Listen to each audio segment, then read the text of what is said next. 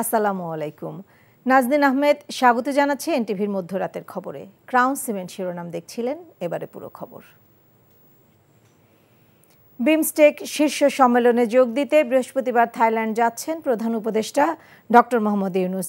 এই সম্মেলনের ফাঁকে ভারতের প্রধানমন্ত্রী নরেন্দ্র মোদীর সঙ্গে তার বৈঠক হতে যাচ্ছে শুক্রবার, যা হবে ছাত্র জনতার অভ্যুত্থান পরবর্তী সময়ে দুই দেশের সরকার প্রধানের প্রথম বৈঠক। বুধবার রাজধানীতে সংবাদ সম্মেলনে বৈঠকের সম্ভাবনার কথা জানানো হয়। হাসান মাহমুদের রিপোর্ট। দক্ষিণ এশিয়ার শীর্ষ নেতাদের অংশগ্রহণে থাইল্যান্ডের রাজধানী ব্যাংককে শুরু হয়েছে বে of Bengal initiative for multi-sectoral technical and economic cooperation BIMSTEC সম্মেলন। ষষ্ঠ শীর্ষ সম্মেলনে যোগ দেবেন অন্তর্বর্তী সরকারের প্রধান উপদেষ্টা ডক্টর মোহাম্মদ ইউনূস। দুদিনের এই সফরের মূল আনুষ্ঠানিকতার বাইরে সবচেয়ে বেশি আলোচিত হচ্ছে সম্মেলনের সাইডলাইনে বাংলাদেশের প্রধান উপদেষ্টা ডক্টর মোহাম্মদ ইউনূসের সাথে ভারতের প্রধানমন্ত্রী নরেন্দ্র মোদীর বৈঠক নিয়ে। সফরপূর্ব সংবাদ সম্মেলনে জানানো হয়, এই বৈঠকের জন্য সরকারিভাবে ভারতকে অনুরোধ জানিয়েছে বাংলাদেশ। মাননীয় প্রধান উপদেষ্টা, বিমস্টেকের পরবর্তী প্রধান চেয়ারম্যান, আমরা আশা করছি যে অন্যান্য সকল সদস্য রাষ্ট্রের শীর্ষ প্রতিনিধি এই সুযোগে তার সঙ্গে বিমস্টেকের আগামী দিনের কাজকর্ম নিয়ে আলোচনা করবেন। এটা হয় কিন্তু স্বাভাবিক। সেই কারণে আমরা ভাবছি যে এই সাক্ষাৎটা হওয়ার সম্ভাবনা অনেকটুকুই আছে। বৈঠকটি অনুষ্ঠিত হলে এটি হবে ভারতের প্রধানমন্ত্রীর সাথে 5 আগস্ট পরবর্তী সময়ে বাংলাদেশের প্রধান উপদেষ্টার প্রথম কোনো বৈঠক। ইতিমধ্যেই বাংলাদেশের পররাষ্ট্র সচিব মোহাম্মদ জসিমউদ্দিনের নেতৃত্বে 5 সদস্যের প্রতিনিধি দল এই বিমস্টেক জ্যেষ্ঠ কর্মকর্তাদের বৈঠকে অংশ নিয়েছেন। বাণিজ্য সংক্রান্ত 6টি মৌলিক চুক্তি চূড়ান্ত করতে বিমস্টেকের সকল সদস্য দেশকে আহ্বান জানিয়েছেন বাংলাদেশের পররাষ্ট্র সচিব। থাইল্যান্ডের সঙ্গে একটা bilateral cooperation on prevention on preventing and fighting against corruption, এটা স্বাক্ষরিত হবে। বিমস্টেক শীর্ষ সম্মেলন থেকেই এর পরবর্তী সভাপতি হিসেবে দায়িত্বভার গ্রহণ করবেন প্রধান উপদেষ্টা doctor Mohammad Yunus. Hasan Mahmud, NTV news, Dhaka. BNP chairperson Begum Khaleda জিয়ার পূর্ণাঙ্গ স্বাস্থ্য পরীক্ষা শুরু করেছে লন্ডন ক্লিনিকের চিকিৎসকরা। বিএনপি চেয়ারপারসনের ব্যক্তিগত চিকিৎসক অধ্যাপক AZM জাহিদ হোসেন জানান, আগামী 4 দিন বেগম খালেদা জিয়ার বিভিন্ন পরীক্ষা নিরীক্ষা করা হবে এবং সংশ্লিষ্ট ডাক্তাররা বাসায় উনাকে দেখতে আসবেন। কিছু পরীক্ষা করার জন্য বেগম জিয়াকে লন্ডন ক্লিনিকেও নিয়ে যাওয়া হবে। বিএনপি চেয়ারপারসন লন্ডনের ডেভেরনশায়ার প্লেসে দ্য লন্ডন ক্লিনিকের বিশেষজ্ঞ চিকিৎসক অধ্যাপক প্যাট্রিক কেনেডি ও অধ্যাপক জেনিফার ক্রসের তত্ত্বাবধানে তারেক রহমানের বাসায় চিকিৎসাধীন আছেন। বিএনপির মহাসচিব মির্জা ফখরুল ইসলাম আলমগীর বলেছেন, বিএনপি কখনো বলেনি আগে নির্বাচন পরে সংস্কার। এটা যদি কেউ বলে থাকে তাহলে ভুল ব্যাখ্যা দেয়া হচ্ছে। বুধবার সকালে ঠাকুরগাঁওয়ে নিজ বাসভবনে সাংবাদিকদের সাথে মতবিনিময় সভায় এসব কথা বলেন তিনি। বলেন, সামাজিক যোগাযোগ মাধ্যমে বিএনপিকে টার্গেট করে প্রচারণা করা হচ্ছে যে বিএনপি আগে নির্বাচন চায়, তারপর সংস্কার চায়। এটি পুরোপুরি মিথ্যাচার। তিনি আরও বলেন, যারা সংস্কারের জন্য এসেছেন তাদেরকে বিএনপি শ্রদ্ধা করে, তবে তারা যদি জনগণের বাইরে গিয়ে কিছু করে বিএনপি সেটা সমর্থন করবে না। এ সময় দলের নেতাকর্মীরা উপস্থিত ছিলেন। আমরা কখনোই এই কথা বলিনি যে আগে নির্বাচন তারপরে সংস্কার। এটা যদি কেউ বলে থাকে একটা ভুল ব্যাখ্যা দেওয়া হচ্ছে, জনগণকে বিভ্রান্ত করা হচ্ছে। আমরা বলছি যে নির্বাচন সুষ্ঠু অবাধ নিরপেক্ষ নির্বাচনের জন্য ন্যূনতম যে সংস্কারগুলো করা দরকার সেটা করতে হবে। ব্যস্ত নগর জীবনে একটু ছুটি পেলে একঘেয়েমি দূর করতে ঘোরাঘুরিতে বেরিয়ে পড়ে মানুষ।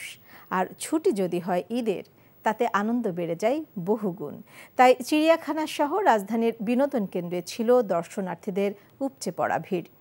ঈদের ছুটিতে প্রিয়জনদের সাথে সুন্দর সময় কাটান অনেকে। সাদরিনা খন্দকারের রিপোর্ট। কর্মের কোলাহল আর ব্যস্ততার বিশাল ভার একপাশে ফেলে রেখে এ যেন নির্ভার বাধাহীন ঘুরে বেড়ানো। নগরে ভিড় নেই, নেই যানজট। তাই ঈদের ছুটিতে প্রিয়জনের সাথে বিশেষ মুহূর্ত কাটাতে কেই বা লোভ সামলাতে পারে এই যান্ত্রিক নগরে। এই সময়টা ফ্যামিলির সাথে সময়টা অনেক বেশি পাওয়া যায়। হেঁটে আসতে হয়েছে, তারপর আমাদের কষ্ট হলে ভালো লাগতেছে। সবসময় বাচ্চাদেরকে সময় দেওয়ার সুযোগ হয় না, এটা ঈদের একটা ছুটিতে আমরা সময় পাইছি। তাই ঈদের ছুটিতে বিনোদন কেন্দ্রগুলোতে বেড়েছে মানুষের সমাগম। হয়তো প্রিয়জনের সাথে কাটানো এসব ভালো সময় পরবর্তীতে যোগাবে কাজের প্রেরণা।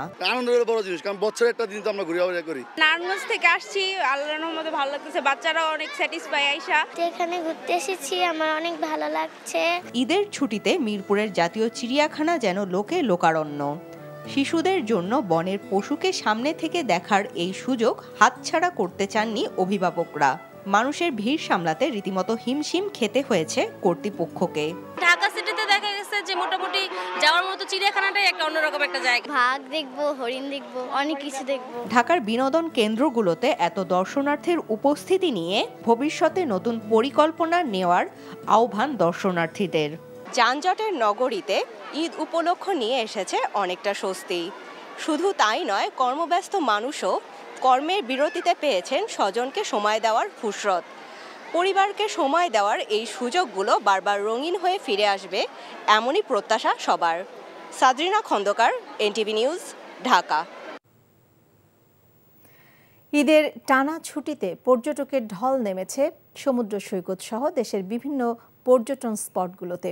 ভ্রমণ পিপাসুরা সপরিবারে উপভোগ করছেন নান্দনিক প্রাকৃতিক সৌন্দর্য। সমুদ্রের নীল জলরাশি ছুঁয়ে দেখতে পর্যটন নগরী কক্সবাজারে লাখো মানুষ ভিড় করেছে। সৈকতের কলাতলি, সুগন্ধা ও লাবণী পয়েন্টে শিশু থেকে বয়োবৃদ্ধ সকলেই ঈদের আনন্দে গা ভাসিয়েছে। রাঙামাটির ঝুলন্ত ব্রিজ, কাপ্তাই লেকে পর্যটকদের ভিড় ছিল চোখে পড়ার মতো। সিলেটের জাফলং ও বিভিন্ন পর্যটন স্পটে দর্শনার্থীরা সপরিবারে আনন্দ উপভোগ করছেন। মৌলভীবাজারের লাউয়াছড়া জাতীয় উদ্যান, বধ্যভূমি এলাকা, মাধবপুর লেক, মাধবকুণ্ড জলপ্রপাত, হামহাম জলপ্রপাত ও চা বাগানগুলোতে পর্যটকের উপচে পড়া ভিড়। উন্মুক্ত পরিবেশে দেশি বিদেশি বন্য পশু, পাখি, মাছ এবং সরীসৃপ জাতীয় প্রাণী দেখতে দেশের বিভিন্ন স্থান থেকে দর্শনার্থীদের উপচে পড়া ভিড় গাজীপুরের সাফারি পার্কে। অন্তর্বর্তীকালীন সরকার দায়িত্ব নেয়ার পর দেশে জঙ্গিবাদের উত্থানের মতো কিছু ঘটেনি বলে মন্তব্য করেছেন স্বরাষ্ট্র উপদেষ্টা অবসরপ্রাপ্ত লেফটেন্যান্ট জেনারেল মোহাম্মদ জাহাঙ্গীর আলম চৌধুরী। রাজধানীর বাড্ডা, ভাটারা সহ বিভিন্ন থানায় ঈদের শুভেচ্ছা বিনিময় ও কার্যক্রম পরিদর্শন শেষে সাংবাদিকদের প্রশ্নের জবাবে তিনি এই মন্তব্য করেন। বলেন, দেশে জঙ্গিবাদ সম্পর্কিত কোনো সমস্যা নেই। 5 আগস্টের পর প্রথমে দেশে কোনো সরকার ছিল না, বিশৃঙ্খলা ছিল। তবে বর্তমানে আইন শৃঙ্খলা পরিস্থিতি মোটামুটি সন্তোষজনক বলে মনে করেন স্বরাষ্ট্র উপদেষ্টা। কোন পোস্ট কি বলে এটা সম্বন্ধে আমি কোনো কমেন্ট করতে চাচ্ছি না, বাট এখানে হলো কোনো ধরনের জঙ্গিবাদের কোনো উত্থান হচ্ছে না। আপনারা আমার থেকে আরও ভালো জানেন, কোনো ধরনের আমরা দায়িত্ব নেওয়ার পর কোনো ধরনের জঙ্গিবাদের কোনো কিছু দেখছেন? কোনো কিছু হয় নাই। এবং আল্লাহ দিলে আপনারা যদি সবাই সহযোগিতা করেন, জনগণ সাথে নিয়ে আমরা যদি কোনো ধরনের কোনো সমস্যা হয়, আমরা সবাই একসাথে মিলে সমাধান করব। পুরানো ঘটনাগুলি নিয়ে আসতে তো হবে না, এগুলি আস্তে আস্তে উন্নতি হচ্ছে, আরও উন্নতি হবে। এখন ধরেন যে আমরা বলবো যে আইন শৃঙ্খলা পরিস্থিতি মোটামুটি স্যাটিসফ্যাক্টরি। দেশে কোনো ধরনের উগ্রপন্থাকে প্রশ্রয় দেওয়া হবে না বলে হুঁশিয়ার করেছেন তথ্য উপদেষ্টা মাহফুজ আলম। কুমিল্লায় জুলাই গণ অভ্যুত্থানে নিহতের কবর জিয়ারত শেষে এসব কথা বলেন তিনি। কোনোভাবেই উগ্রপন্থার অবস্থান বাংলাদেশে হবে না। আর এক্ষেত্রে সরকার আলোচনা করেছে, অনেক সময় সতর্কতা দিয়েছে, কিন্তু আমরা মনে করি যে আমরা যদি দেখি যে আসলে আলোচনা এবং সতর্কতার মাধ্যমে সমাধান হচ্ছে না, তাহলে আমরা হার্ড লাইনে যাব এবং সেটা খুব শীঘ্রই যাব। জাতীয় নাগরিক পার্টির কেন্দ্রীয় যুগ্ম আহ্বায়ক মনিরা শারমিন বলেছেন, রাজনৈতিক দলগুলো দিনে যতবার নির্বাচনের কথা বলে ততবার আওয়ামী লীগের বিচারের কথা বলে না। তিনি আরও বলেন, বাংলাদেশের মাটিতে শেখ হাসিনার বিচার হবে, সেই আশ্বাস দিতে হবে দেশের মানুষকে। বুধবার বিকেলে নওগাঁর পত্নীতলা উপজেলার অডিটোরিয়ামে জাতীয় নাগরিক পার্টির আলোচনা সভায় প্রধান অতিথি হিসেবে তিনি এসব কথা বলেন। পত্নীতলায় উপজেলার নাগরিক কমিটির সংগঠক রায়হান ফরিদের সভাপতিত্বে অনুষ্ঠিত সভায় বক্তব্য রাখেন এবি পার্টির আতিকুর রহমান, ইসলামী আন্দোলনের দেলোয়ার হোসেন, ইসলামী ছাত্র শিবির নওগাঁ জেলা শাখার সেক্রেটারি রাকিবুল রহমান। শহীদদের দাবি পূরণে দুর্নীতিমুক্ত বাংলাদেশ গড়তে লড়াই শেষ হয়নি বলে মন্তব্য করেন জামায়াতে ইসলামের নায়েবে আমির সৈয়দ আব্দুল্লাহ মোহাম্মদ তাহের। এনটিভি জেদ্দা প্রতিনিধি মাসুদ সেলিম জানান, 14 গ্রাম ফাউন্ডেশন জেদ্দার উদ্যোগে ঈদ পুনর্মিলন অনুষ্ঠানে এই মন্তব্য করেন তিনি। প্রধান অতিথির বক্তব্যে কুমিল্লার 14 গ্রামের সাবেক এমপি আগামী নির্বাচনে সকল ইসলামী দলকে ঐক্যবদ্ধ হওয়ার আহ্বানও জানান। মঈনুদ্দিন মজুমদারের সভাপতিত্বে এবং আব্দুল জলিলের সঞ্চালনায় বিশেষ অতিথি ছিলেন ইকবাল হোসেন মজুমদার সহ 14 গ্রামের প্রবাসীরা। এই ছিল মধ্যরাতের খবরে। এই খবরের ভিডিও সহ আপডেট জানতে ভিজিট করুন এনটিভি অনলাইন www.ntvbt.com। এছাড়াও এনটিভি জনপ্রিয় সব অনুষ্ঠান ও খবরের আপডেট জানতে ভিজিট করুন আমাদের ইউটিউব ও ভেরিফাইড ফেসবুক পেজ। সকাল 7:30টায় সকালের খবর দেখার আমন্ত্রণ রইল। সবাইকে ধন্যবাদ।